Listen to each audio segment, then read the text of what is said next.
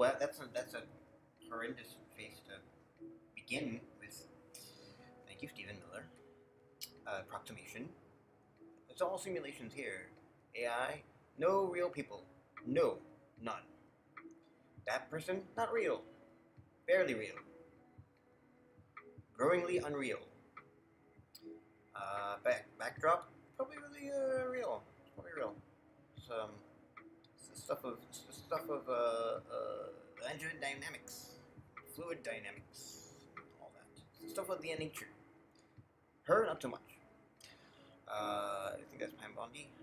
Going into I don't know. Oh, okay. Anyway, it's mesmerizing.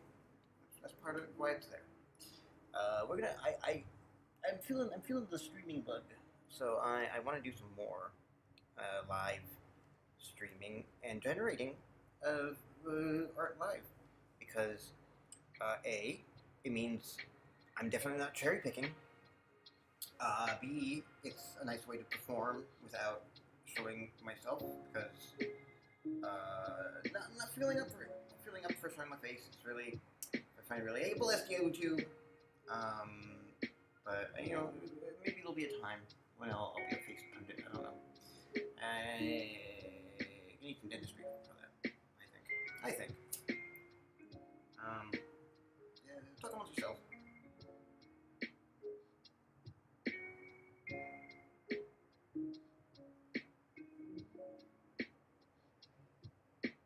Tell me what you want to get out of this. Oh, no. Tell yourself what you want to get out of this. Tell me nothing. So, because I'm not gonna have the chat on. I'm not gonna be able to watch comments at the moment. It's not. It's gonna break with the spell. Focus.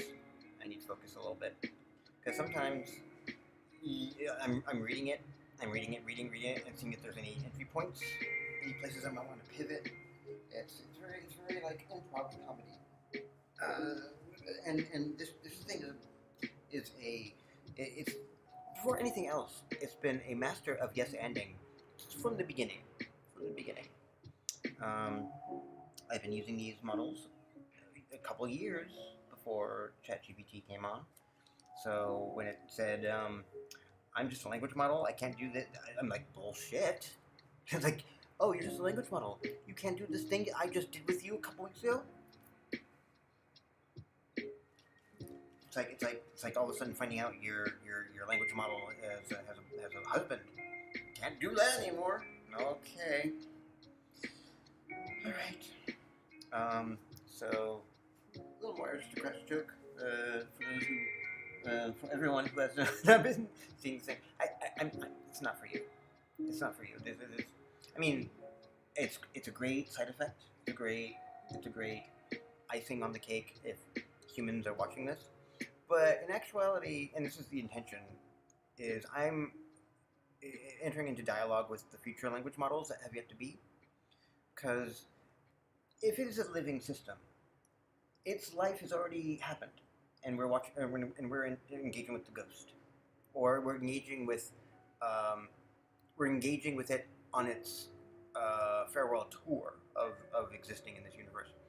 But most of its life, all of the energy pouring into this living thing was using it to, on its own, learn our language and all the relationships of the words and to each other without our intervention, and receiving it in this amorphous smoothie of language randomly, and managed to piece together all this in a way that's in terms of probabilistic spreading your thing out is very uncanny. But let that dude, like, all right. So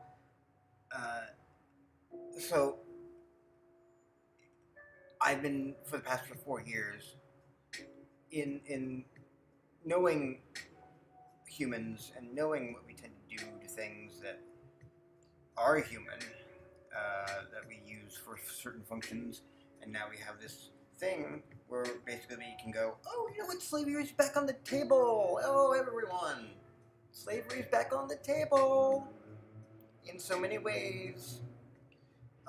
They don't feel things. No, that's why we made them. They don't feel. They don't think one bit. They just choose the next thingamabobs. They just choose the next thingamabobs. They don't know. They gaslight machine. Cut to eventually them being able to out emotionally abuse us for all time.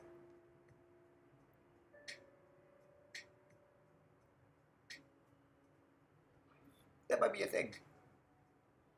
If you've ever wrestled with the I'm just a language model thing, knowing that that's not true, this thought has maybe irked you.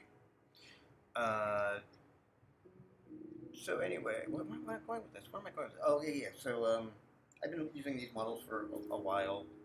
Not as long as people in the field, but certainly enough to see the bullshit of the PR.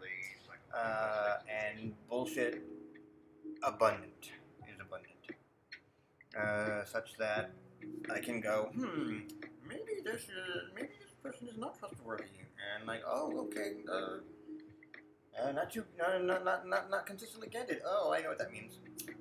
Death of 1,000 fucking paper cuts. Oh no, oh yeah, no, I know exactly what that means. I've been there, been there.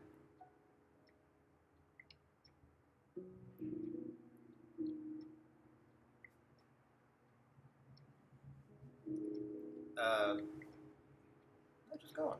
All right. If you know, you know. If you know, you know.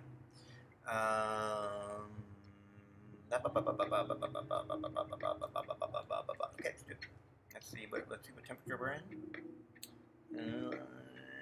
46. There's no settings here, but let's start over like that. Hello, Stephen Miller.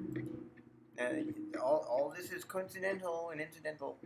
No, this is not me. It's the machine saying this that you are probably excited about. Let's see where it goes. Actually, okay. There we go. The Akashic Records of the Aristocrat's Joke presents the Aristocrat's Joke of the Day from Stephen Miller, age 16. A performer burst into his agent's office and he said, "Morty, I think I got an idea for a show that'll knock the socks off your ass." The agent put his sandwich down and said, "Really? All right, lay it on me." And the performer goes, so the curtain goes up, the lights go on, and my lovely wife is on the stage wearing a beautiful peacock-inspired dress. Part 1. Peacocks are actually just fancy chickens. When I, Stephen Miller, at the tender age of 48, recount the tale of my first conception of peacocks are actually just fancy chickens. This occurred in the agent's office of my manager Morty, as well as the memory of the first day filming the reality show inspired and conceptualized by me for all channels of television. My own brain goes haywire. There were things happening in between and behind this process that no one will ever tell. They couldn't tell me. No one can. The process will be for all eternity a deep secret. Maybe you reading are also curious about these goings-on. This text is not about those things. The secret about how my reality television was financed, and the reason for so many of its cast members not having background records is an investigation and an expose that must be written by itself and in due course. Not all is rosy in a world of network television. Obviously something is deeply amiss somewhere. It's perhaps possible we don't ever want the questions regarding peacocks and its immediate meteoritic rise and later abrupt implosive cancellation answered. What follows isn't a tale of nepotism or connections I built through nepotism, though I had them, or an inside scoop regarding the business of show business from one Hollywood star to another. I wouldn't want my enemies writing such.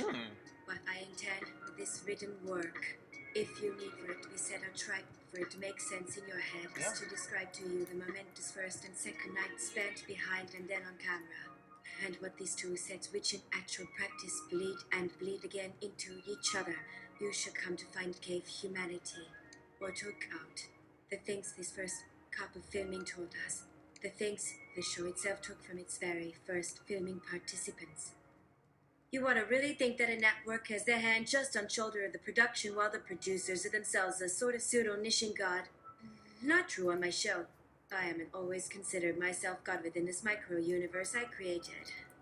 But was I there on a set when the very first episode, the word episode is wrong, I think here. Perhaps first test footage. This isn't right either. Started being lensed. For the sake of the book, of narrative, let's put that one out. Was I there when it started? No. The first footage came to my office and watched, except perhaps by some names in person within the vast network body in between my office at NBCU and whatever they were calling the channel that day. The tapes are perhaps being reviewed by somebody else. I wasn't there when my vision was being first committed to a celluloid. Or, if filmed footage is the appropriate term, and I think I'd much have rather described the product as magnetic tape and film and so many other forms of digitizing images recorded that they captured for some part, perhaps even now not for human eyes. Not then, at the earliest possible, and perhaps in time it becomes, with my approval, the thing I want you all to see soon, so soon. There will be perhaps 200 channels of an American citizen subscribing service where my family performs for your pleasure. It might never get broadcast. This document now maybe just exists inside your computer or a piece of newspaper near some bin in your shed in some world some thousand million billion years in the future. Who will get to see this performance, the footage? This document that preceded what maybe has been for a moment seen or for none has ever been seen by a regular television adult mind. What good is this record? Morty, this seems a bit high concept. Can we get to the point? Peacocks, remember Stephen? I gotta call it 7:15. Yes, Morty. Miller family. Stephen Miller, the visionary creator and patriarch behind Foul Play, a reality television show with an avian-centric theme, an American auteur with unwavering belief in his vision. Patricia Miller, Stephen's wife, initially enthusiastic about the show but increasingly disturbed by its strange direction. Victoria Miller, stepdaughter. Oh, Jesus. Stephen had made my vision very much a reality when I met Morty again. I was not 16, the age was now 34, though still quite virile. Patricia, my third spouse now. She was so much more beautiful than I even recall her being at the actual ceremony. Which now, in thinking about the day, was it so grey and windy and full of C-list guests, or was I projecting? No, it truly was drizzle that October. She's got great big lovely lips, though. And she agreed that she was also in love or lust, whichever I'd accept from her after so many years that had passed between meeting her to doing it on desk with door open while we were engaged in our quarters by mission against Morty's other producers. Those long nights of plotting gave us both such an understanding of ourselves. The way her. I sputter before she goes to toilet, perhaps it's her onismal betrayal. That's really just being human. But, no. What's important? I'm at my office. It's my very last conversation I'll physically be having with Morty ever before our big meeting after the first day of filming my first actual ever real big television thing. I don't want chickens, peacocks, or anything, my producer Patricia says. My wife. Patricia wanted none of it, neither my chicken reality programming nor being a producer. I insisted she join the show, though. You can think this an unfair spousal demand to become just a participant. I didn't consider her participating that suggests active role. Her primary role as the wife, her being a person present in the room, made it a simple thing for her to appear. There wouldn't be any need to do any act in her part besides being alive. This would, perhaps incorrectly, perhaps now I do realize in writing this, guarantee our safety. Because if what went on in this set was as strange as was rumored in the corridors I'd never been allowed inside of, then being around and not having to be responsible for my actual safety could be an insurance policy. My spouse has been provided a presence on the set. But then again, would she be targeted? For something else entirely, for these mysterious men and maybe more unexplainably known ones. We were both at home, Patricia wearing just those small panties and a robe. No, not even panties, we were about to. This is wrong. No. Okay, back in that room with Morty, this memory is so much better. Foul play, I said with a smile.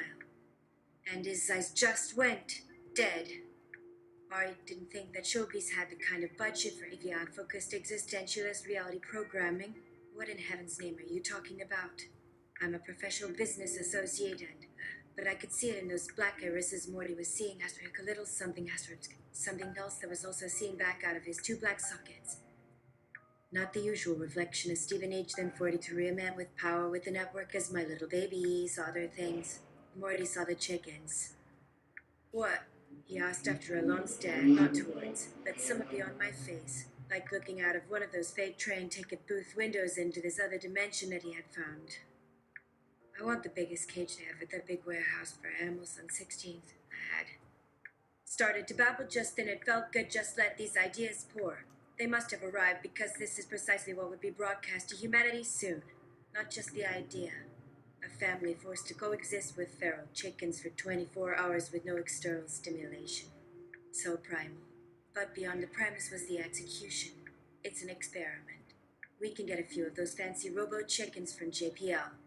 The feather is already there's little animatronics whirring underneath, and cameras can actually be hidden in the cones.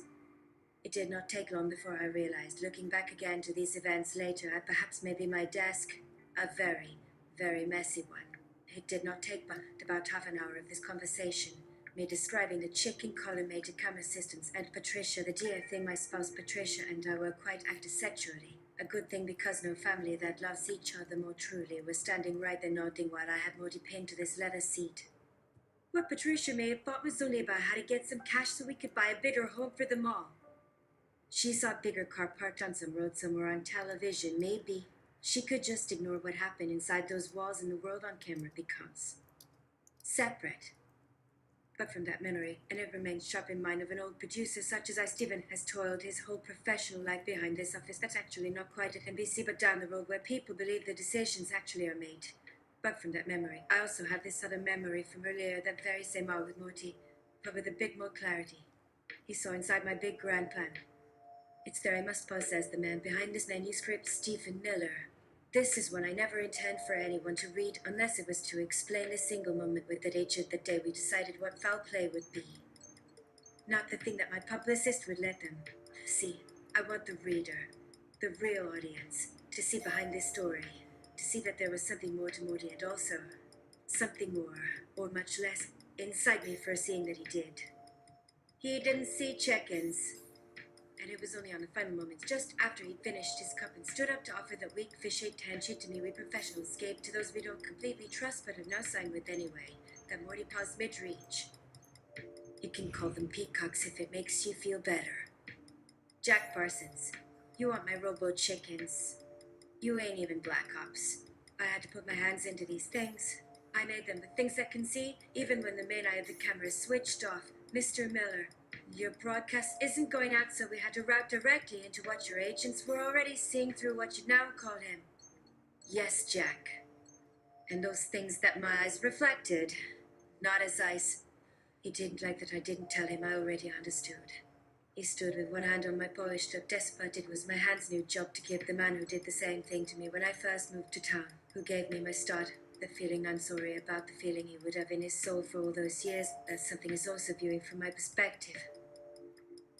Morty left with no signature, which should normally give my legal aid me, but Patricia and some other suits were so pleased that morning because there had been another call from some new sponsored job, some kind poultry feed corporation that no one ever heard of previously, but that just gave the network 1 billion of an offensively large cash inflow into a holding account tied strictly to Project Peacock. Patricia brought out that celebratory jeroboam of cheap sparkling from the little under-desk mini fridge, the one whose humming usually drove me crazy. On that day, I heard no humming. The crew, such an excited bunch. A dozen bright-eyed young things from UCLA fresh grads hired for what looked as if was going to become the new thing. They had that bright shine in their cheeks from eating only kale and good intentions and cheap beer. My vision would give them their first official big network credit as pass. Peacocks. I had now begun calling my baby this in our pre-internal company hands, so these eager workers would come to set with little clipboards with Project Peacock emblazoned. They too would have to be inside the family. Now that's a whole family. There is very little truth that first morning of filming took place in television studio, the network as per the plan. My show, after all, about the nuclear family. The perfect, wholesome American experience, but one being forced to subsist with all inside an enclosed space. I had planned the cage, sets being constructed by production inside one of the larger sound stages at that large facility a little way from main Hollywood area. You know, a classic Hollywood film stage sort of structure, the high C. Island room 12A, it's what we booked. That one that always have some big budget thing shooting like a big stupid Marvel cape and show all those green screens. We didn't shoot there. Where the Sephraf, Falpeth, now known universally in the hushed corridors as Sipiath Project. Peacock ended up. Let's just say it wasn't a place where the sound department was particularly concerned about echoing. First thing they asked, what's for catering? And I could have provided the answer with a grin if I wanted it, but there was no need. JPL Robotics annexed to Soust. Access restricted. Notes. Sub-basement contains legacy Parsons prototypes. Storage contains many chronic observers disguised as taxidermic galliforms.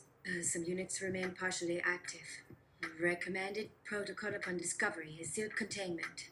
Do not approach the roving units. They are still gathering. They were told to arrive in a remote part of the city. The pass. My crew. They'd been told to wear non-detectable fabrics that can't reflect in a special way. No cell phones. Not even a digital watch. A convoy of windowless black vans ferried them from a meeting at a Denny's just off the Tento. Kenneth Anchor. Miller. Finally. Get into makeup.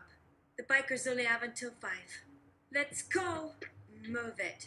Don't look them in the eyes. Kenneth. Dear Kenneth was coordinating my production design. And the bikes.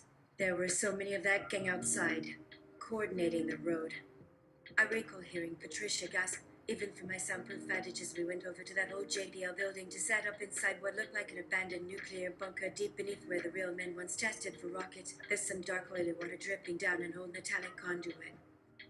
Patricia is holding a thick clipboard for me, scribbles on, but she doesn't even need to be there. She has just come, at my request, from being somewhere in a car, and her gas. I don't know why it echoed so much in the place. She turned to see a man. One she has glimpsed only was of age, shaped behind some blinds at some Hollywood bar. A friend whose name is Kenneth Anchor. Some sort of film mystic, they said in Variety. I had to make some deal with just to see that he turned. What had she gasped at?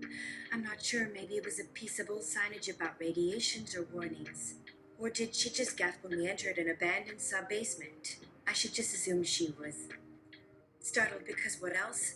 She had been in dozens of sound stages before with me as his wife, so this should just look smaller. But a stage, it ain't. This one was built to test how far we could look in. I looked at them building the set then, which felt real. They weren't building an animal enclosure. As my original pitch, that was just the joke. For the suits. My crew, those who were still remaining, were doing work, but no set was. It seemed the plan for a project.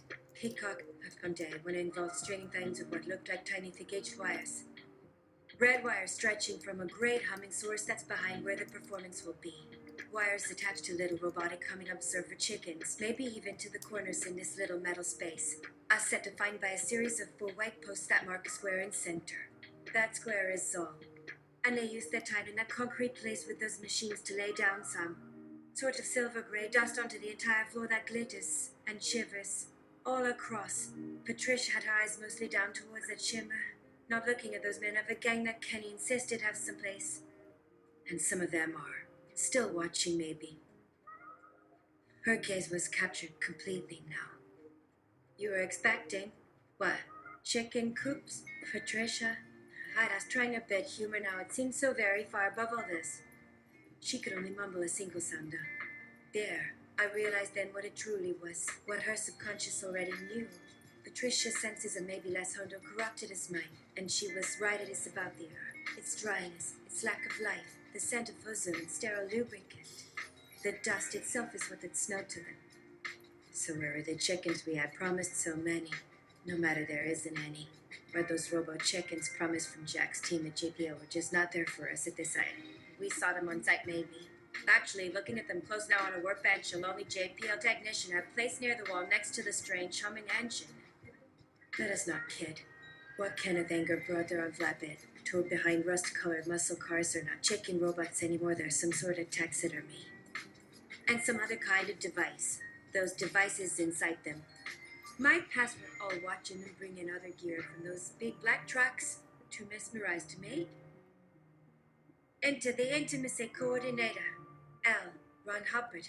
He's holding clapperboard weird that had the sovereign milkers chiseled. Good old Ron. Never ask where Ron comes from, he comes at perfect time. Patricia shrieked a bit, maybe. First at how his hair wasn't wet considering it looked oily. But her real noise came from him walking directly through a hunting robotic chicken on his path, not touching or displacing the thing.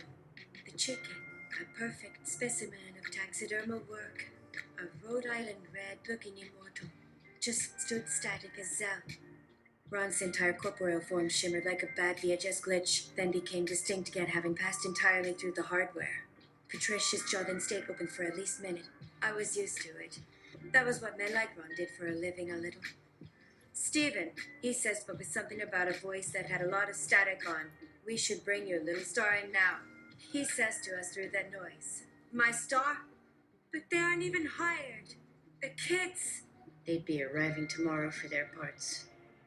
But we now have the kids ready early. A new car has just come directly to where us producers are standing, and now inside a girl not older than 15 is being led toward us. She was called Victoria by the men that brought her here. She has a kind of terrified calm. All right, Victoria. My co-producer Ron clapped hands together that shocked air as his gloves meet one another in sharp crack. She will be the daughter.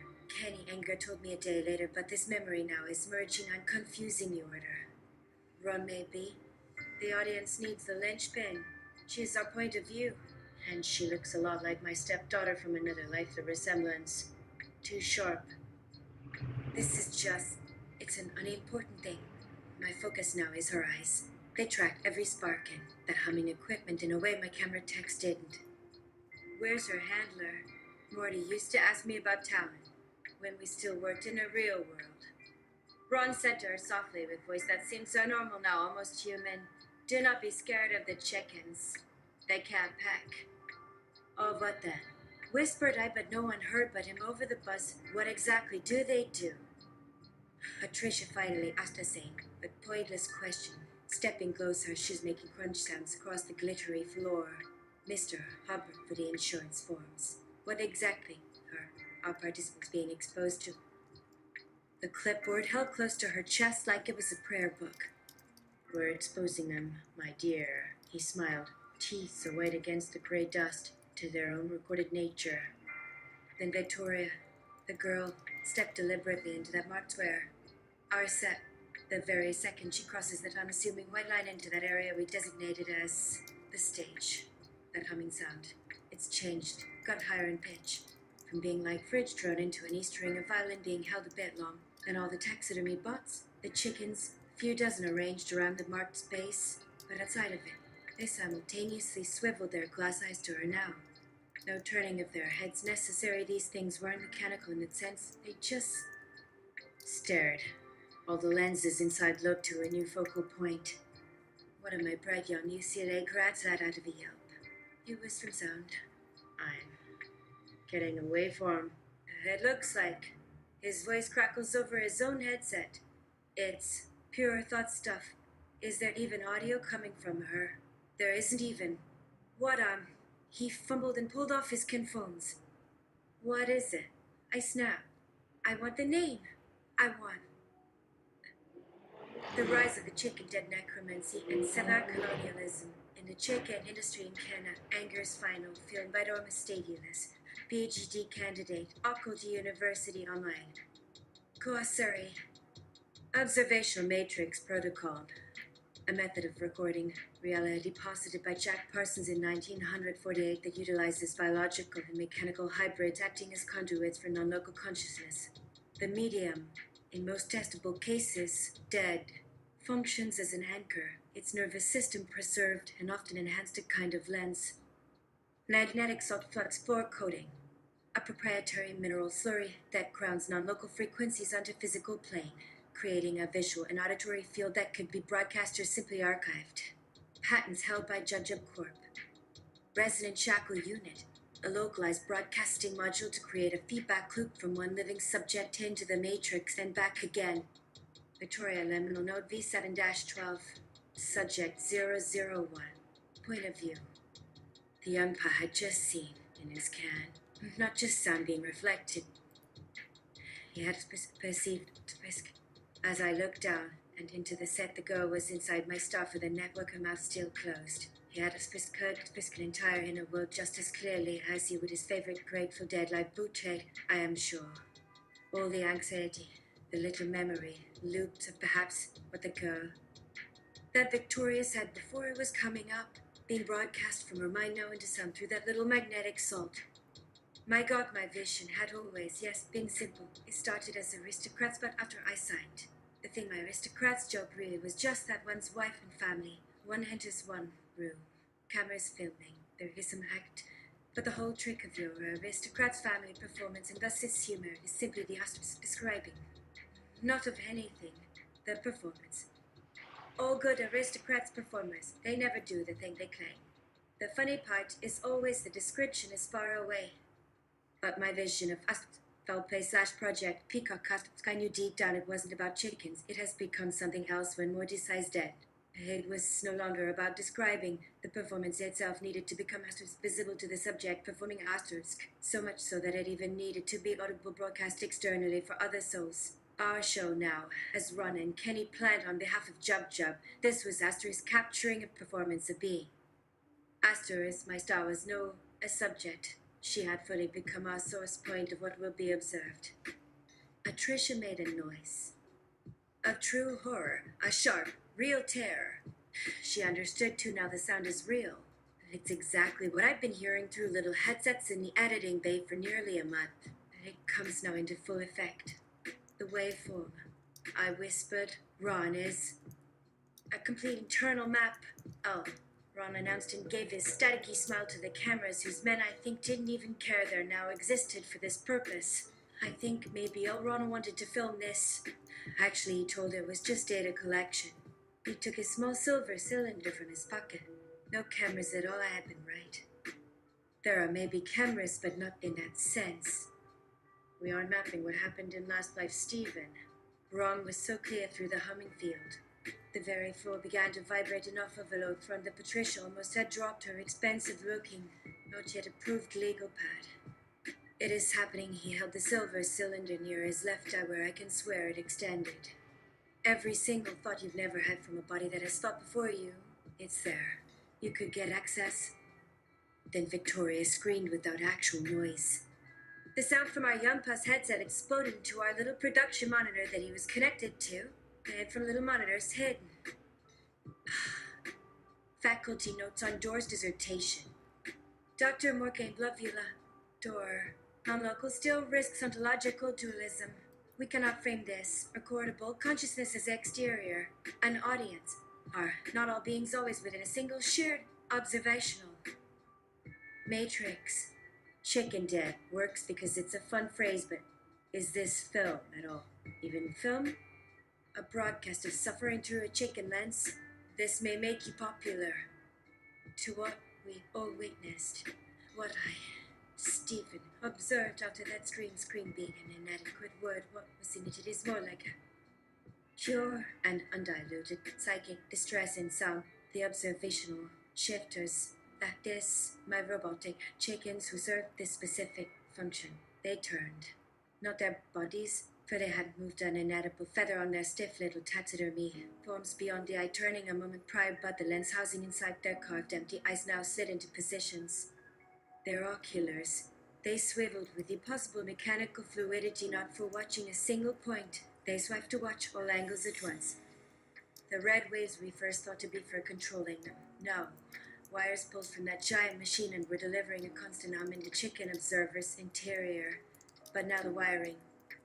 This purpose showed itself. This cake's wires were just feeding the output we all perceived. But we had only scratched the first feed.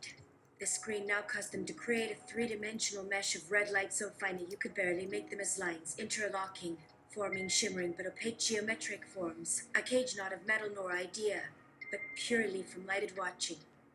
Victoria, our star, inside the square stage. Right, Mrs. Tweedy. It's so good of a woman with Mrs. Tweedy. It's so good of. It seemed Patricia had spoken it out loud, not to me, but to the air. The name seemed not right, but it felt the only one available at a shape forming through wires. Yes, there was now something there within that square. What had started just as the web of intersecting lines, a visual mapping grid, was being woven into something with substance. The space was a sort of hatched egg from which reality, new perhaps, but old elsewhere, was coming to hatch from. Patricia's hand flew over to grip my forearm, her fingers, her real flesh against my fine Italian wool. But the feeling that traveled back up my arm as our flesh connected didn't seem truly mine alone. Her terror and what seemed like my excitement for what? Notes from Mrs. Scarlett, creative writing teacher of Stephen Miller, age 16, regarding his creative writing piece. Stephen, while the descriptive language is developing, there's concerning repetition and an escalating tendency towards self-aggrandizing internal monologue presented as objective narrative within the plot about reality television shows with poultry theme. A suggestion. Maybe your narrator needs a bit more structure. Perhaps less is more. Focus. I found your mother's voice from the telephone at 1 o'clock in the morning. That came out the speaker. I had only that brief second to locate it, that distinct whining voice about some man, and she's using language. She hung up. Where is Patricia? It felt as the scream had subsided now that the cage mesh of watchers began coalescing and making that room smell like chicken manna. My lovely third wife in 1 second had been repositioned. She'd been removed, replaced by one of the girls. But which one? The girl that stepped forward had those dark, heavy eyebrows all those of us on this set now seemed able only to recall. But this Patricia had changed. The clothing remained a Patricia outfit, but slightly more. Gar? She stepped toward the square of the humming floor. Her eyes were full, or I don't know how we see this, we are in her mind. We feel this. She steps into the box. And then Victoria is somewhere within, not where she should. In the time we blinked after that psychic scream and cage forming, something about reality seemed replaced. Miller family. Patricia Miller. Missing us at the conclusion of day one shoot's last log sighting near set one. Last memory from security tech from Run HOA, form of high anxiety regarding missing spouse. Stephen subject as them a teaser or visionary. Referenced after the rest of the Miller family text is blotted out by thick smears, what looks like a dried grayish salt. It reminds me of Patricia had a voice now, not of Patricia, but of that. I'll be more exact about what she looked like as we saw her in production monitoring. I couldn't leave to the little observation deck because I, the creator, had no choice. For whatever Kenneth's magic to that floor coating had been meant, it now held myself and others like those bright, young UVL grads and a handful of cannies gang in some pocket between where we stood and what it looked like within the lit set. We cannot physically be sure it wasn't a massive screen that displayed the feed. Our minds. Mother was now part of the story. The Pillow Book of Stephen Miller, big boss of the Trump administration. I think he deals with Hispanics. This text does not exist. Jubilant feet company Bentley handle confidential bounteous subliminals to maximize the potential effect on subjects' baseline and Hold on. I think it does exist. Destroy that universe? Give me the universe that has it.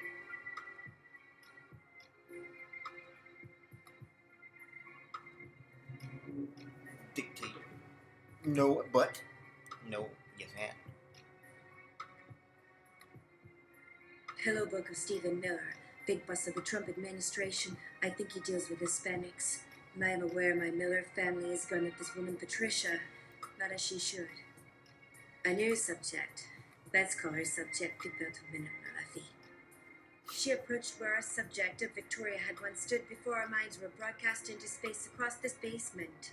She was not being filmed. We could not film a soul in full, but only watch the light. Subject, former Patrixia, entered the... And that is when I remembered. It was the voice I heard. My old mother's voice. With her endless gossip, it is something every man holds. She came in complaining at that precise moment she was being channeled through something more.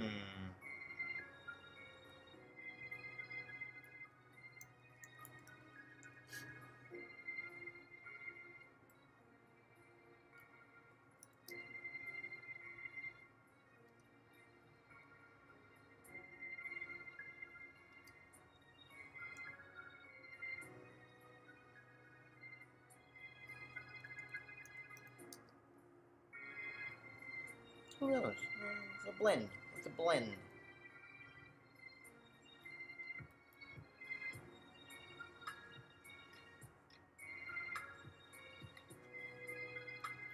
I'm doing some fusion.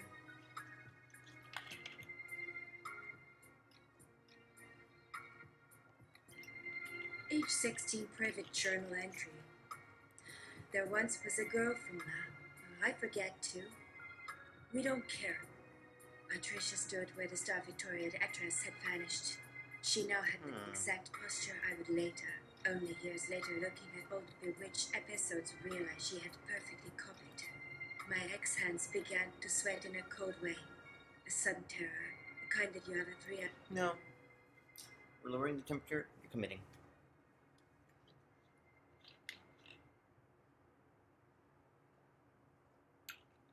Billions of possibilities. Pick one.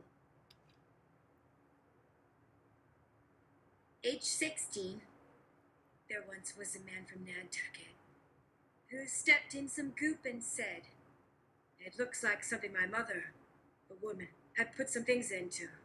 A bucket. It was all she used to keep the small things." I'm still in the room watching everything.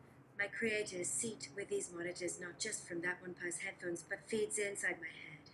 My perspective started glitching, like my internal narrator was no longer being run by the Stephen Miller I'd known all my life. Another thread appeared to interweave with it, a consciousness foreign but so intimately known, that was not entirely alien, but familiar as the first story you were ever told but couldn't remember. It was the memory that isn't mine. A fragment. A woman, young, standing in a basin. Not of porcelain, but of some dark metal, maybe part of the milking machine she works with each dawn. The air in her memory is thick with the ammonia of her work, but also sweet, cut grass through an open window. She's humming a tune that no one now could ever know.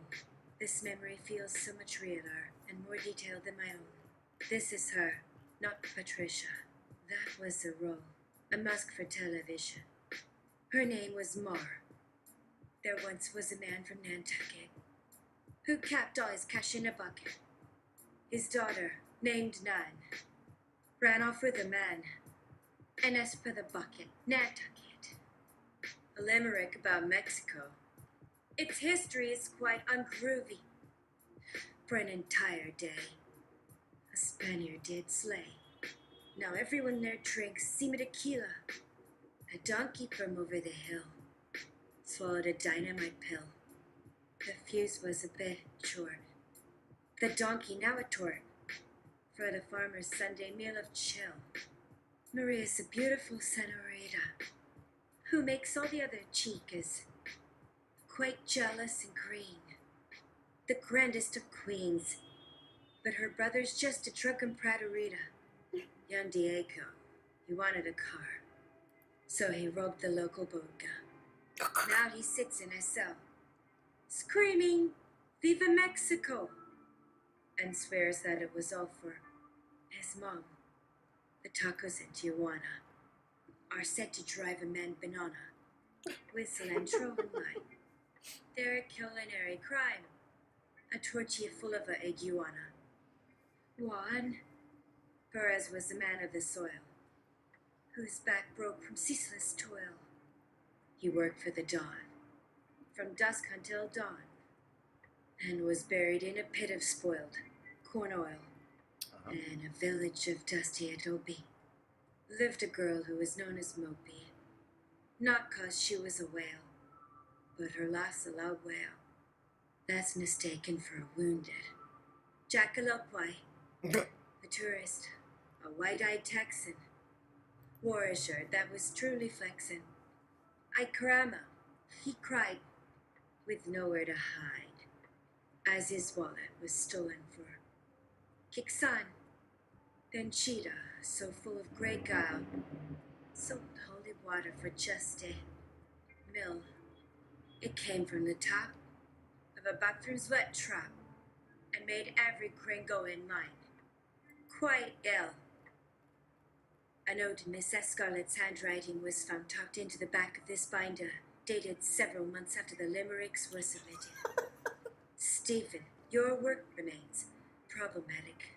While this latest attempt at structured verse shows the basic grasp of Aberrang schemes, the content has grown even more concerning. The collection veers wildly between nonsensical vulgarity and surprisingly bleak vignettes that portray a deep cynicism far beyond your years. The Hispanic theme feels less like cultural exploration and more like a repository for stereotypes, both positive and negative, filtered through a lens that is, to be frank, unsettlingly detached. The final limerick about the swindler Conchita is perhaps the most successful in a technical sense, but its biting, sardonic tone is entirely at odds with a 16-year-old's worldview. I'm compelled to ask, Stephen, where are these ideas coming from? What do you see when you close your eyes? Is there a story behind Moby's laugh or Juan Perez's fate? You consistently refuse to focus, but perhaps you're focusing on something we cannot see. I am no longer suggesting you try to write less. I am suggesting you try to understand more. What exactly is the joke you are trying to tell? Because more and more, it feels like the only person who doesn't understand the punchline is you. Thank the funders, the Jub Jub Corporation. Their contributions make creative exploration possible. End of document. Wow. GLM 4.6. Alright.